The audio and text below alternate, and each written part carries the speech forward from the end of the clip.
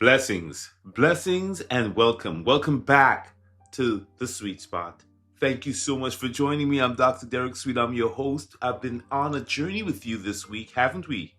Dealing with the 7 blocks to breakthroughs here on day 6 of 7, Self-Care Saturday. All right, now, for those of you who might be new, I'm a board-certified performance psychiatrist. I work with sports teams. I work with individuals who are in high-performance positions.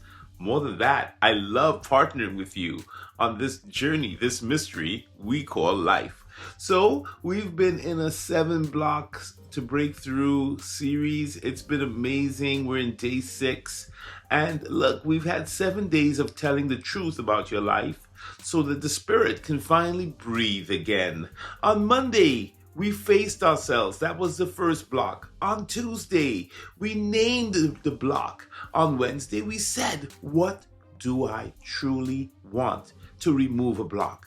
On Thursday, we took a small, brave step, understanding that that is sometimes the key to getting rid of blocks. And on Friday, we faced what had been quietly exhausting us. Now, if you haven't had a chance, and I know you've been busy, if you haven't had a chance to listen to any one of these, I invite you to go back, check it out, because there are several little insights that might speak directly to your spirit if you have a block somewhere. And today is Self-Care Saturday, the day we stop carrying everything alone. So let me slow down for a second. Think about the last time someone asked you, how were you doing? And you said, I'm fine. I know I'm guilty of it, right? Even though your chest might be tight, your mind is in a million places, you're not feeling so great, you're just not in that space. The minute we get the question, almost reflexively, we're like, I'm fine, I'm good, okay? That moment, that quiet, private heaviness that you're feeling inside, even though you're saying you're fine, that's where most of our breakthroughs, that's where they die. That's where they die. Not because you're weak, my friend, but because you've been alone too long. Your brain knows when you're carrying too much. That's what our brains do. Our brains are always listening to us. When you hold everything yourself, your amygdala, the brain's alarm center, the threat detection center, it stays activated. We've talked about this ad nauseum here on the Sweet Spot. Your mind gets foggy, your sleep gets thin, your patience gets shorter, and your confidence gets lighter. You're not failing, you get a nervous system overload. We walk around like this, so many of us all the time, just on the edge. We don't even know what's going on. But here's the beautiful part. Here's the good part. Okay? The moment you let someone in, even just for a conversation, somebody like me or a friend or somebody, the minute you do that, did you know there's a neurological correlate to this? There's something that happens in your brain when you talk to people, the right people, okay? Your brain releases something called oxytocin. It's the chemistry of your safety. It's the love hormone. It's a wonderful a transmitter in the body that lowers your cortisol, the stress hormone. It quiets the alarm bells inside. It lets your thinking come back online. And it's really well known in the research that when you secrete oxytocin, you have better bonding with other people. So getting support is not about being weak. It's a way you regulate yourself. It's a part of your self-care. This is Self-Care Saturday. And yes, aroma candles are good. Yes, the bubble bath is nice.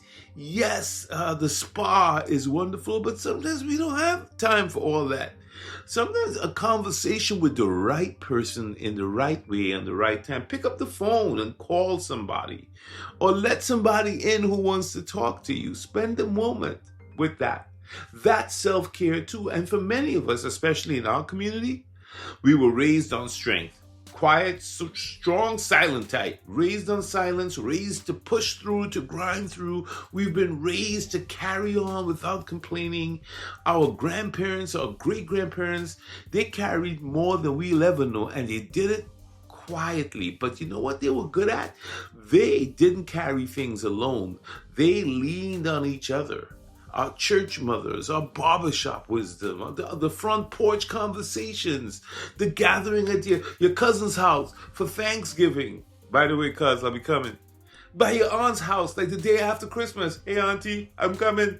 Okay, so I'm telling you, these prayer circles, the family tables, all those community events that we take for granted, that's where oxytocin is flowing in our brains and helping our nervous systems and helping us be better at whatever it is that we have to do. Isolation is where the devil can come in.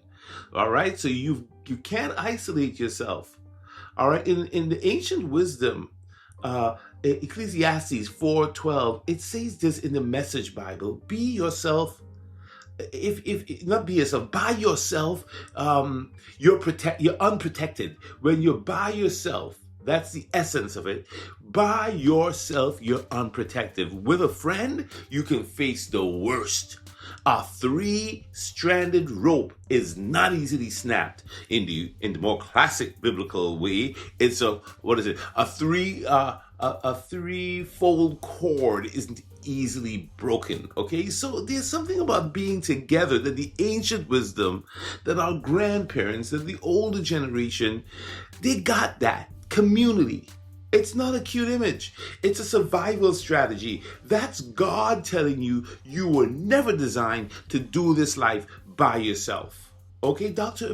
Amara Ellington put it this way. She said something that Maya Angelou also echoed. Nobody but nobody can make it out here alone. And when Maya says it, you feel the truth in your bones. That woman had a way of speaking that just got right to you. You could feel the lineage when she spoke and the generations of her strength. And one of my favorite singers, Nina Simone, put it this way: you've got to learn to leave the table when love no longer is being served. I love it. Sometimes leaving the table is the self-care you need. Sometimes asking for help is the self-care. Sometimes resting is the self-care. I don't know how it's going to look for you, but it isn't always aromatherapy. It isn't always the spa. Okay, that's a part. No, don't get me wrong. Love the spa, love all that, but there are many other ways. So, and if you're listening right now and you're thinking, hey, Dr. Sweet, hey, that's beautiful, but I don't have anybody. I'm living alone. I handle everything myself. Let me say this with love and compassion to you. Just because support isn't present right now doesn't mean you're unworthy of it. Support doesn't only come from your past. Sometimes it's coming from your future, the person you haven't met yet. From a therapist like myself, a mentor, a pastor, a group, a space you didn't know. Sometimes we have to take the risk of just trying something new and letting it in just to see what's going on. And until that moment happens, until that new person or new group arrives, you have to become your first support system. I get it. You have to rest before you collapse. You have to speak very kindly to yourself. You're worthy. You have to not abandon yourself when you feel tired. Respect your tiredness. And you know what happens? God becomes the third strand holding the rope. God becomes the second strand holding the rope. God becomes the rope until other strands arrive. That's the beauty of having a relationship with God. So here's your check-in for today, beautiful souls. Finish this one in your heart. The person who could help me this week is blank. If the name comes, reach out to that person.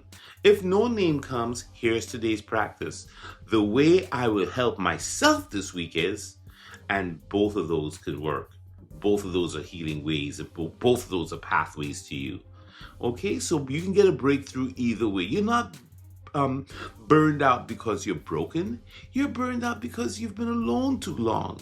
Let today be the day that you stop carrying everything in silence, that you reach out. Take a chance.